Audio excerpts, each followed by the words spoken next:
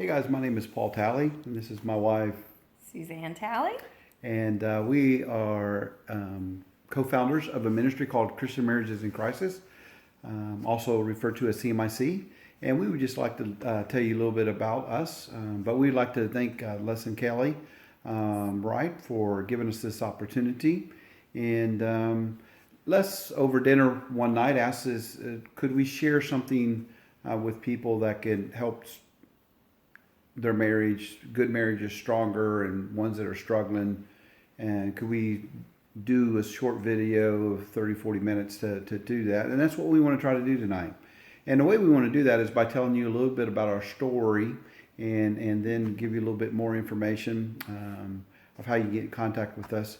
But I'd like just to turn it over to my wife. When we meet with a couple for the first time, we tell our story, and the way I started off is she's responsible for everything, so we're going to start with her. And it's not really what you think it is, but there's some truth to every joke, and there's truth in this joke. But I'd like for you to start, if you don't mind. All right. I'm responsible because I began to pray and pray specific Told you it's not what you prayers. thought it was. And when you start to pray, God hears you and He will answer you. But it's not always the way you think He's going to respond and answer your prayers. So I'm going to go back and just give a little bit of history. We were missionaries for 18 years. 9 of those years we were in Honduras, Central America. We have 4 kids that we were raising there in Honduras. 3, and then our little caboose was our adopted daughter, Elizabeth.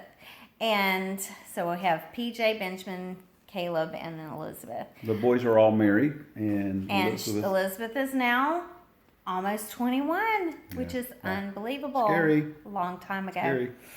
So we spent 9 years in Honduras, and I just would like to share with you just a tad bit of my story, which is I experienced a lot of loneliness in my journey, in my spiritual journey, and particularly in Honduras.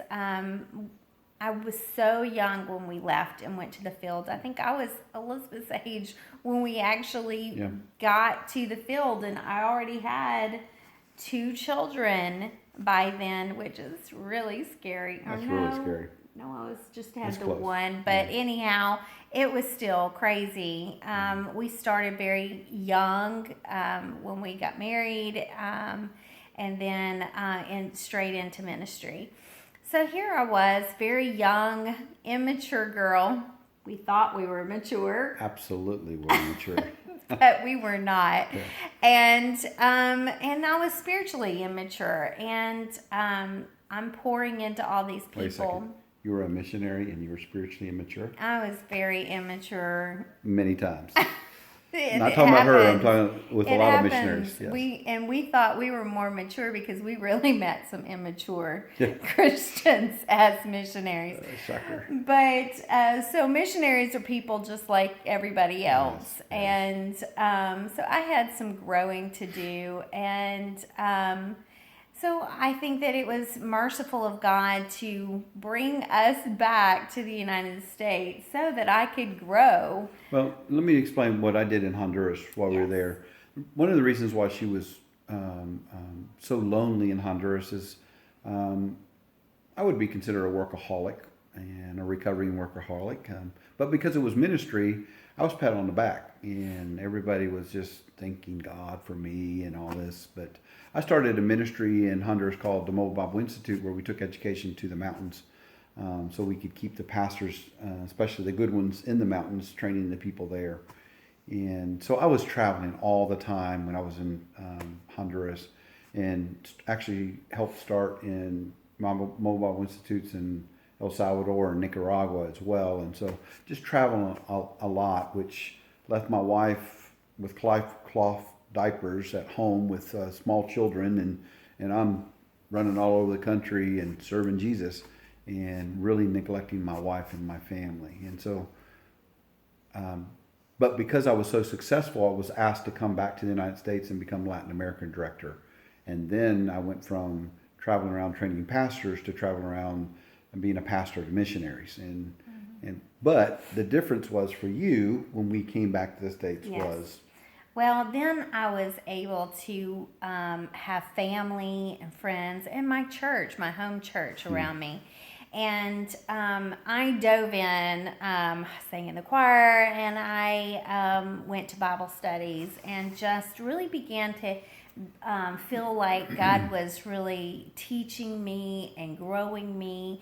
And I had done a couple of Bible studies. One was a Beth Moore Bible study. And I don't remember exactly how I came to this particular prayer that I prayed, whether it was one of hers that she suggested or exactly where it came from. But the prayer went like this: Lord, remove the scales off of my eyes so that I could see the things that I need to change in me. And he did. But I'll get to the rest of that story. you did. Really in just a minute. The second prayer was as we were actually ministering together. One of the couples had had some marriage problems, and Paul asked me to go along with him to Peru, and we were able to help and minister to this couple and worked together.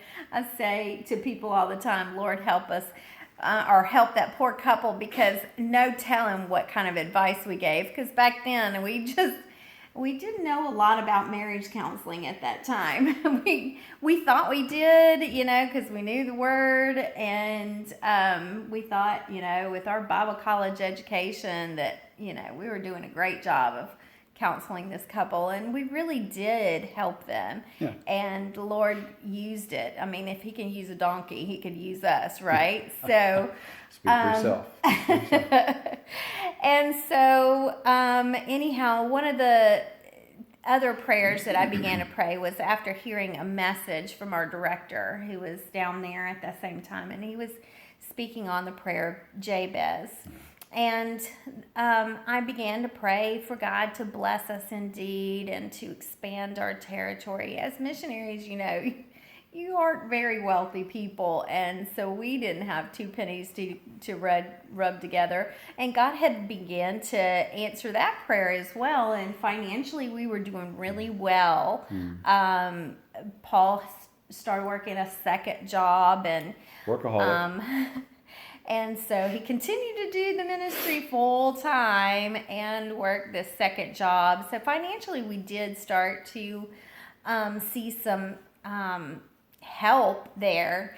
And I actually got to go and have my hair done at a beauty shop for once and forever, once and forever. Because I couldn't afford it before. I would cut my own hair and Didn't have to color it. You didn't have all that gray. yeah, I didn't have all the gray that I have now. I mean, look at all this gray now.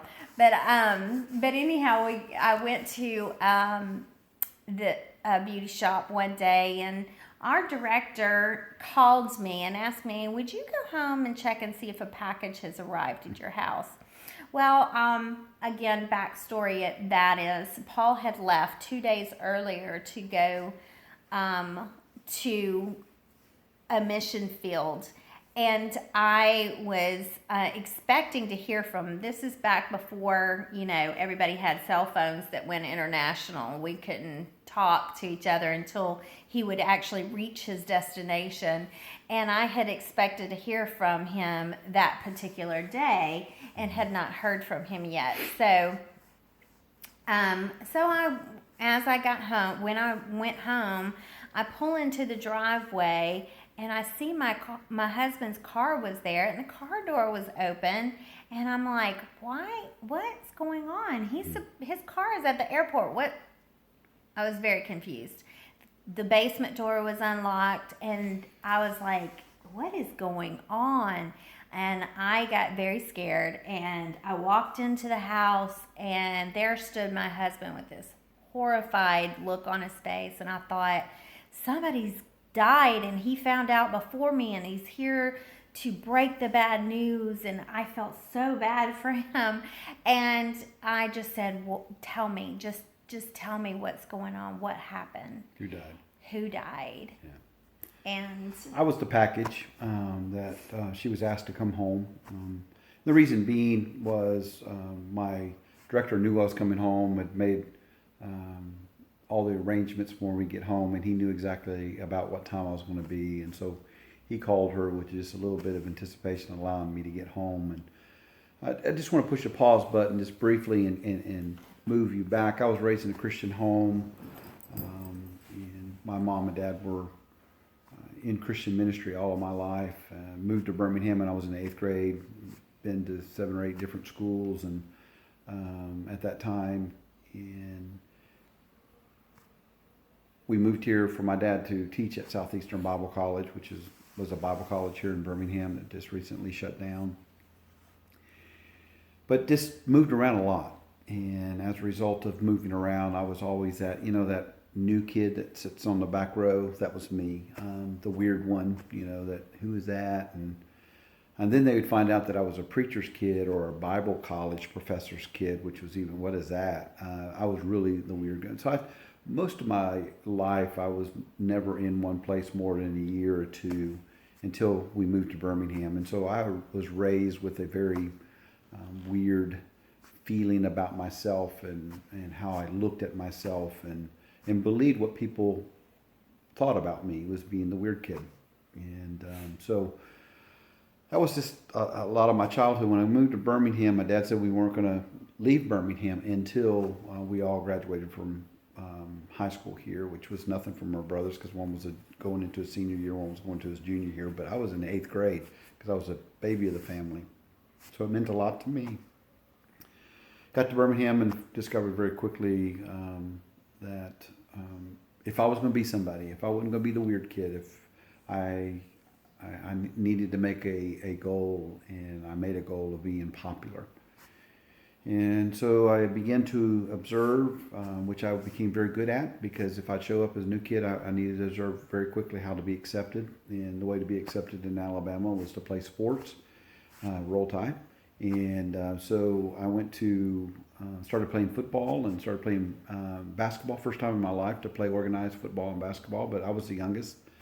So all my basketball playing and football playing was against older brothers and their friends. And so I was pretty good and was able to become a starter and became popular through that. Got to high school, and that was in junior high. Got to high school, and you can not only did you need to play sports, but you also needed to party. And so that's what I began to do. And by the end of my junior year, I was voted most popular of the junior class. So I succeeded and accomplished my goal. But in the meantime, a lot of myself was lost, even though I thought that's what I wanted. If I was popular, I would feel accepted. I would feel better about myself. In the long run, I did not. But during all that time, I just really lost myself. And one of the places where I lost myself, and we're going to talk about a book that you can get a hold of a little bit later, but it goes into a lot of the details, and I'm not going to go into it tonight and bore you because we want to give you a couple of nuggets of how to improve your marriage. But I had a pornography problem that started when I was 11 years old, got exposed in West Virginia, then got addicted to pornography age 12, 13 here in Birmingham, and was really in a very addictive usage for 2 or 3 years. And then I got saved the second semester of my junior year of high school. Right after I got voted most popular, then I got saved, and then I was unpopular again, ironically, and put away the drugs that I was doing, put away the drinking, put away the marijuana that I was considered a pothead, and enjoyed that, along with sports. Really kind of weird to be a pothead and play sports, but that junior year I tore up my knee. I couldn't play. An injury, probably recovering 2 weeks today. I was out for the rest of the season. So I was no longer a sports, couldn't play basketball either because my knee was torn up and was not healthy enough to play. And couldn't party with this big old soft cast on. And so wasn't able to go to the parties, wasn't able to play sports, and so I just lost a lot of my popularity. And it just kind of went down to the hole, and it was just very empty. Long story short, I got saved my second semester of my junior year and put away all of that stuff and started living for the Lord. Gave my life to full-time Christian ministry to become a missionary 30 days later. And all of that went aside, but everything stayed out. Never been drunk before since. Never have gotten high again on marijuana. But slowly but surely, pornography came back in and hooked me again. And now I felt really bad. I always felt awkward about it. I would hide and try to get around, and so nobody knew I was looking at pornography. But now I knew it was wrong because I was a Christian and went to Bible college, struggled off and on through there. The secret was I just need to get married. I mean, married people have sex all the time. That's a joke, by the way. But at the time, at 19, 20 years old, that's what I was thinking. My pornography problem is because I'm not having sex, and if I could just get married, then I could, and then everything would be fixed. Well, that didn't last very long either. And so pornography was there. Now I really felt bad because not only was I a Christian and I was married, Bible college student, now on the mission field, still struggling. That cycle was longer. When I was in high school, it was 2 or 3 times a day. And when I became a Christian, it might be once every couple of months. Or went to Bible college, it might be once a month or every couple of months. And got married, it might be once every 6 months or a year or whatever. But it was still there. And I tell you all that to say that I really developed a lot of fantasy in my mind. And so I had a couple boundaries that I would set. Number one, I wouldn't go into a newsstand in an airport because I traveled all the time. I was in a different country about every 6 weeks as a director of Latin America and Albania and Romania. Because in the back corner of a newsstand back then, I don't know if it's true today because everybody has their phones. I don't even know if they sell magazines much anymore, much less pornography. But at that time, there was magazines. It's Chip and Joanna now. Oh, yeah, home shows. But in the back corner in that day, there was pornography. And so I just wouldn't go in there. I was serious about that. I would slip, but I put up parameters. And another thing I wouldn't do is leave an airport because of all the fantasies in my mind, I didn't trust myself to leave. And went on a trip to Albania and had a long layover a 9-hour layover. And I had lived a very sheltered life, being a preacher's kid. I had no idea that the city that I had a 9-hour layover was the prostitution capital of the world, which is Amsterdam. So very naive to that. And I'm sitting in first class because I traveled so much. When I take long trips like that flight, I would get bumped up, and I got bumped up and sitting by a very wealthy man. And we were exchanging what we were getting ready to do and where we were going and why we were going there. And he suggested, you can't stay in Amsterdam airport. There's nothing to do, but the city's beautiful. Go see it. So I did. Long story short, you can read the details in my book. I was unfaithful to my wife, called my director and confessed to him. That's how he knew what was going on. He made all the arrangements for me to get back home, for me to confess to my wife. And that's why he needed the time table and was able to call her in a sufficient amount of time to get her home so I could do that. And in that time frame of confessing, one of the things she asked for me to do is to tell her family, because our world was fixing to be flipped upside down, and worked for a very conservative mission board. Even though they wouldn't accept my resignation, they wanted me to stay on. I just knew everything was going to be different.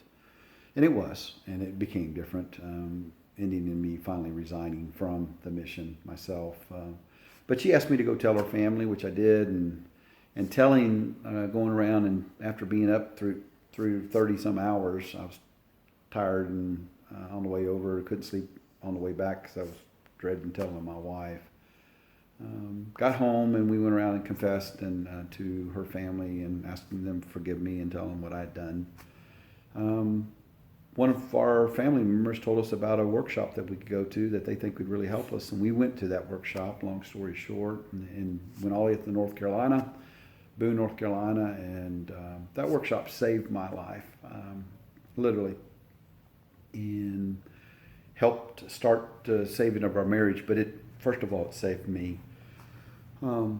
Because I was able to connect the dots of why my life was so out of control and why I wasn't able to get control over certain areas of my life and my fantasy, my sexual fantasy stuff. And it just it helped me remove my shame. I was able to confess my sins to other men and find healing.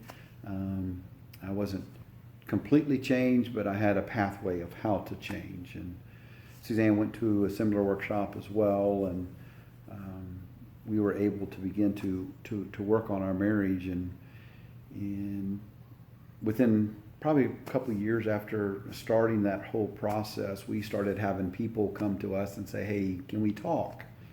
And the reason why they would do that is in between the time that we were told about the workshop in North Carolina and before we could get there, which was about 5 weeks later, our mission decided to put out a letter explaining what I had done. Not details, but just saying that I had done some inappropriate things. And so my church knew. And it was very humiliating to my wife, very embarrassing to me. But they knew. And so 2 years down the road, when they saw us still together, and not just together and surviving, we were thriving, we were truly in love with each other, and they saw that it was even different than before this terrible thing happened, we started having people come up to us and go, "Hey, can we talk?" And it was incredible that we'd get in the car after church, and she said, "Guess who talked to me today?" And so we had an underground ministry for about 4 years, and eventually our church found out about it, and they asked us to be in charge of the lay counseling ministry. We did that for a couple of years. The whole time, my wife was saying that we just need to get back out of the secular world, because by that time we'd been like 7 years. We resigned from the ministry, and 7 years out in the secular world. And I had one business that failed, and then I was in the process of buying another business where was being very successful. An asphalt concrete business, and it was my wife's the visionary in our home, and I'm just kind of the plugger, and I resist change. And so I finally just got involved and went to my pastor before buying the business, and when it was proposed to me, he told me not to do it. He thought that we should be doing working with marriages in crisis full time, and my wife just kind of smiled, and he goes, "What's that about?" She said, "I've been saying that for about a year."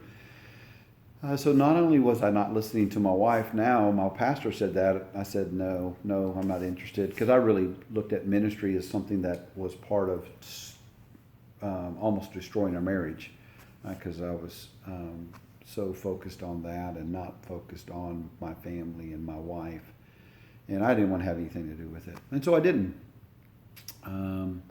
And so started working the company, doing very well, being very successful, making a lot of good money. And by the end of the year, things started going awry. The person I was buying the company from was not interested in selling the company anymore. And I went back to my pastor with my wife and asked him what I thought I should do. And I thought I was going to get all these words of encouragement and brother, we're going to pray for you and all that kind of stuff. And he just laughed at me. And my wife joined in that. And he kind of said, "Are you going to quit running from God and do what God's called you to do? And listen to your wife. Listen to your wife, obey your pastor," all of those good things. And that day, I finally did. I gave up and quit doing what I wanted to do, which was to make money, and submitted to the Lord, and wrote the person I was buying the company from where he could find all the equipment, where the keys were, where the truck was, and just turned it all back over. And we started anew and afresh, and that was 2010. It'll be 8 years this year that we started this ministry. We've seen over 145 couples during that time, and those who have gone all the way through our program that we've only had 5 divorces, and the Lord's just really used our hurt, our pain, our mess, to turn it into a message. As he says in Romans chapter 8, that he works all things out for our good, for those who are called according to his purpose, and those that love him, and et cetera, my paraphrase. And that's what he's done in our life. He has turned all our mess into a message, and all our testing to the bankruptcy and failed business into a testimony. And that's what God's doing in our life. And we know he can do that in yours. And there's a couple things that I think we both would testify to that was instrumental in saving our marriage. And one of those things is what we call a check-in, which is a very simple but profound way in which we can do exactly what it sounds like. We can check in with each other. And we were taught... Like a spiritual, our emotional barometer. Yeah. To find out where we're at. And why that's so impactful, we're not going to take necessarily the time to explain all of that, but it's just one of the tools that we teach. But the reason why it's so impactful is because we do in marriages, all of them, good, bad, and in the middle of the road there, we all assume, and we all know what assuming does, but we all assume that we know what the other one is. I mean, my mom and dad can complete each other's sentences, but still in that, there's a lot of assumption of what they're feeling, what they're thinking. My mother and father, it's amazing sitting around with them. I was over there just yesterday, and they were sitting there talking, and my dad was telling me what my mom was feeling at that time, and she looked at him, she says, "John, no, I'm not." And, so we do a lot of assuming, and what the check-in does is not allow that. It allows us to find out what each other is feeling, and thinking and needing. Mm-hmm. And it also gives us an opportunity to affirm one another and to praise one another and to bless one another, right. Which is something that is lacking in every relationship. Yeah. And so we have our book that I'd like to, if you'd go to our webpage, at Christian Marriages in Crisis. That's Christian Marriages, plural, in crisis.com. You can order our book, and in the back of that Leave book... off the word plural. It's just ChristianMarriagesInCrisis.com. Thank you for that correction. My visionary wife. But yeah, you can go to our website and you can get that book. But in that book, the reason why I say that, it will teach you exactly how to do a check-in. But basically, it comes down to two questions, and one statement of affirmation is, what is your feeling word? What is your need? And I affirm you for. And it's a very profound, once you learn how to do it in a safe way, in a positive way, I would say, and I think we both would agree, it's probably the number one tool that we learned that saved our marriage. Absolutely. And we know a lot of families, couples, who have actually gone through our program, have even left the ministry, and we hear from them years later and say, we still do our check-ins every day, because they know this is so powerful. Right. And without doing check-ins, and it's inevitable whenever we have a couple that calls us up and says, I need to make an appointment, to come in. Especially when it's an emergency. Because we've been working with this couple for a while. They've had all the tools, and then they tell us that they're in trouble again for whatever reason. They're in a big fight or an argument or whatever. The first thing that we ask them is, well, how are your check-ins going? And inevitably they'll go,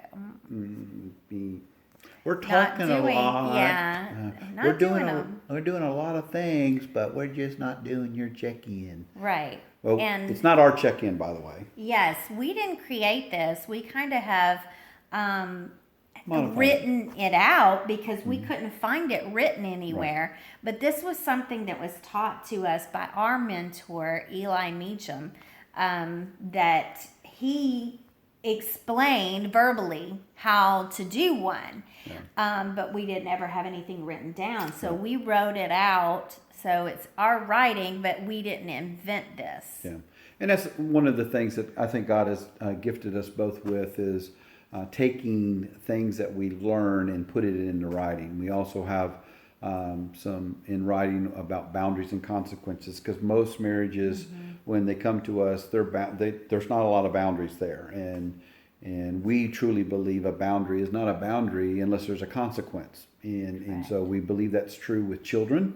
If you just sit there and threaten your children all the time, and there's not a communicated consequence, then you really don't have a boundary, and all you do is have a threat. And we are not taught by or asked by God to threaten our children. We are asked by God to discipline our children, and the way we discipline is by having clear boundaries. And a boundary is not a boundary unless there's a consequence, and that's clearly communicated as well. So we have that written out of how to set that with couples as well, that can help good marriages even become better. But I think the greatest thing that we can do is with the check-in. Les and Kelly asked us to talk about some of our workshops, couples that actually come see us, that we work with, that have a crisis. And we work, our mission statement is to take a couple from crisis to restoration. And the couples that come see us, we have individual workshops, which we divide couples up, and we take the wives of the couples and away, and the next weekend we take the husbands away, so people can start looking at them and what they got to change, because most couples that come see us are like this. Pointing fingers. And we want them to do this. What do I need to change to make this marriage work? And that's one of the things that the workshop saved my life, but one of the things that helped started saving our marriage is I started looking at me and what I could change.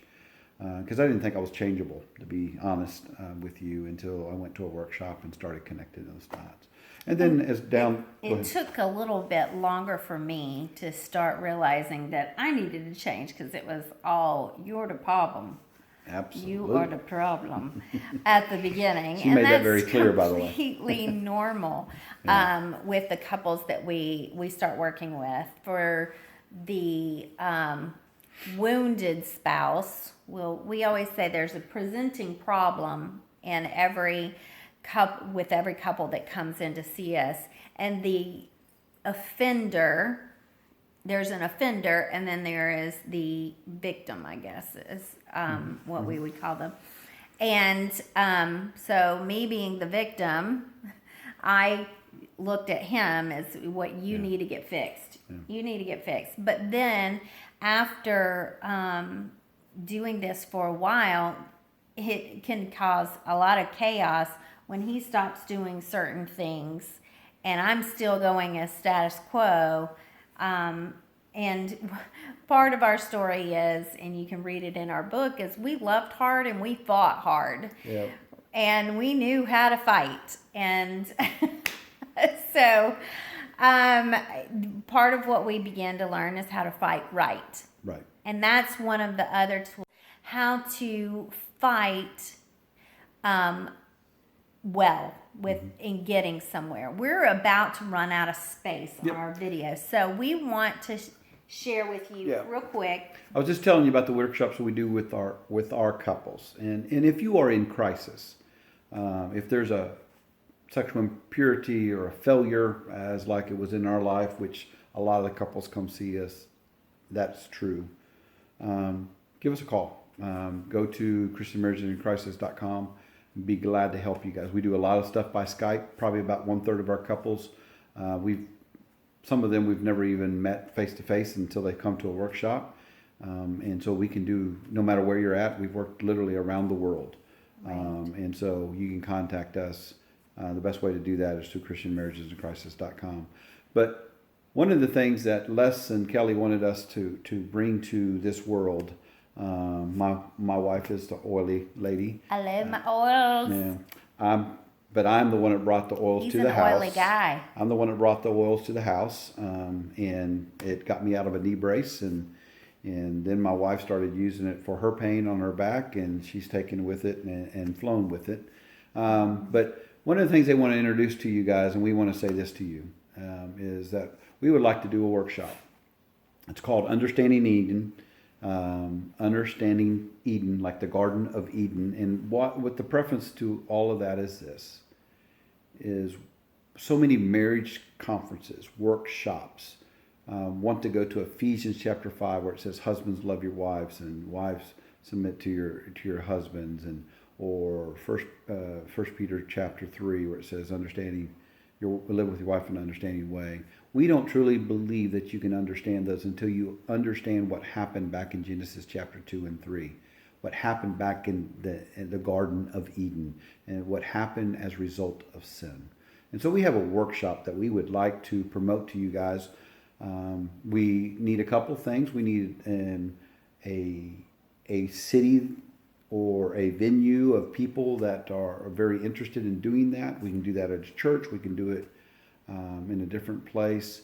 We have a couple ideas, but if you have an idea, if you'd like for us to come to your church, or if you would like for us to come to your city and us get something set up, please contact us through our webpage. We'll be glad to do that. But we're going to be working on something with Les and Kelly as well, and you'll probably hear about something about that. But if you want to hear something more about that, you can get that going as well. Right. We're planning on doing a couple of not live, video seminars as well. Spots, so. Yeah. So, just get in contact us, and the more of you that show interest of that will speed us, because we're too busy, It's really weird when people ask how's the ministry going. If we say good, what that means it's bad. It's bad because there's a lot of people, and it's true. The ministry is going good, and we have a lot of people. And I had another call today. She had 2 calls this past week, and it's just constantly, because there's a lot of hurting marriages. And we want to be a little bit more preventive. And by understanding Eden, I think we can get to couples that are on the fringe before they take the big fall. Or even couples that just want to learn how to communicate better. And the ones that are doing good to really do better. Because in the Understanding Eden workshop, we do the teaching of how to do a check-in. We also do what we call the center chair, how to stay in the center chair, how to be what the Bible would call sober-minded, and we teach that as well. And so we're really excited about the opportunity of bringing to you guys an opportunity to improve your marriage. And again, if you're interested in doing one of those in your city, please get on our website and give us a contact. But I would like to invite everybody to get a hold of our book. It's an interesting book. It's called Restored. It's on Amazon, and you can get that there. Through our website as well. The best way to do it, the easiest way to do it, because there's so many books on Amazon. Just go to our website, and there's a little picture of this book. That's why I'm showing it to you. And you just click onto it, and it does it for you. You can go. But it's a 3-part book. The first part is Suzanne's story. The second part is my story. And the third part just gives the story of CMIC. All of which we've given you a little bit of that, but this goes into more details. Yeah, you got the dirty details in the book. Yeah, so we'd like to encourage you guys to do that. It's still G-rated, I promise. Yeah, it is. But we've had several people. We just had a couple about a month ago that got our book. I'm not even sure how they got it. Somebody gave it to them, or they just bought it. And after they read it, they said, we need to go sit down and talk with these guys. We need help. And it's interesting. This is not a young couple's problem. This is not middle-aged problem, middle-aged crisis.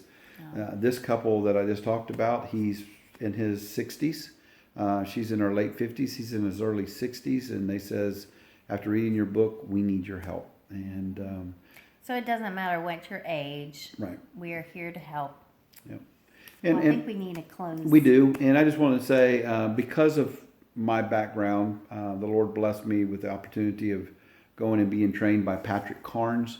I am a PSAP, which is a pastoral sexual addictions professional. And so...